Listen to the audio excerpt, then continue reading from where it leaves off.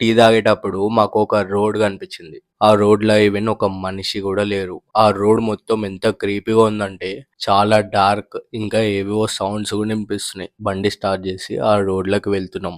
ఇగ కొంచెం దూరం పోయినాక మేము బైక్ ఆపేసి అక్కడే కూర్చొని మాట్లాడుకుంటున్నాము. మా ముందు మర్రి చెట్టు ఉంది. నా చూపు ఎందుకో ఏమో మర్రి చెట్టు దగ్గరికి పోతూనే ఉంది. ఒకటేసారి ఏదో వైట్ అండ్ బ్లాక్ బాడీ మమ్మల్ని చూస్తున్నట్టు అనిపించింది.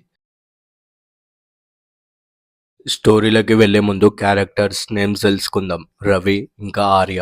ఆ రోజు అమావాస్య నైట్. అది అమావాస్య అని మాకు తెల్వదు.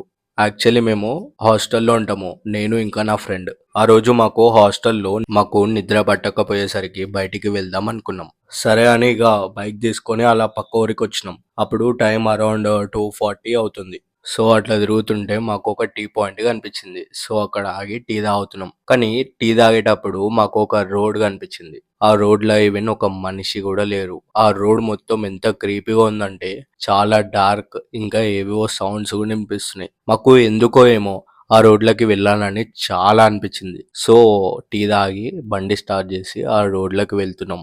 ఇగ కొంచెం దూరం పోయినాక మేము బైక్ ఆపేసి అక్కడే కూర్చొని మాట్లాడుకుంటున్నాము. మా ముందు మర్రి చెట్టు ఉంది.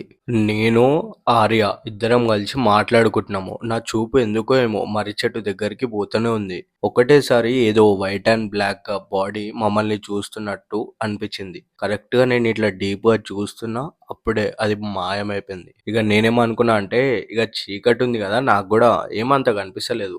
సో, అట్లా ఇల్యూషన్ ఏమో అనుకోని నేను లైట్ తీసుకున్నా. అట్లనే మాట్లాడుకుంటూ కూర్చున్నాము. మళ్ళీ నా చూపు ఆ మర్రి చెట్టు దగ్గరికి పోయింది. మంచిగా ఇప్పుడు ఇంకా డీటెయిల్‌గా చూస్తే ఆ బాడీ మమ్మల్ని తొంగి తొంగి 3 టైమ్స్ చూసింది. ఆ బాడీ ఎట్లుందంటే మొత్తం బ్లాక్ ఉండి ఫేస్ ఒక్కటి మొత్తం ప్యూర్ వైట్ ఉంది. ఇంకా నాకది చూసినాక ఏం అర్థం కాలేదు. నేను ఆర్యకు కూడా ఏం చెప్పలేదు. నడువు ఈడికంచి మనం వెళ్ళిపోదాం. చాలా టైం స్పెండ్ చేసినాము అని. ఇక బైక్ తీసుకొని ఇట్లా వెళ్తున్నాము. కొంచెం దూరం వెళ్ళిపోయినాక గరం ఉండే. అంటే ఎట్లా అంటే ఏదైతే నేను చూసినానో ఆ ప్లేస్‌లో ఒక్కటే చల్లగుండే. మిగిలిన ప్లేస్‌లో మొత్తం వేడిగానే ఉండే. ఎందుకో ఏమో ఆడ మొత్తం నెగెటివ్‌గానే ఉండే చాలా.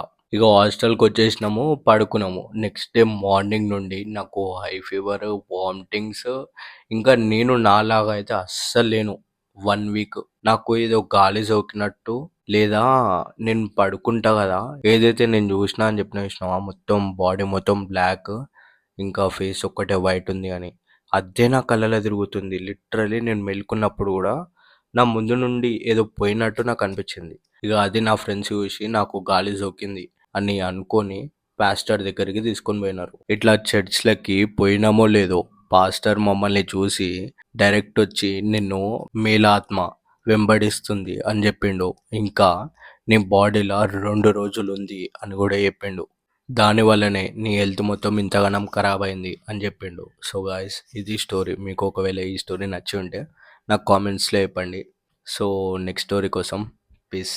మళ్ళా నెక్స్ట్ స్టోరీలో కలుసుకుందాం.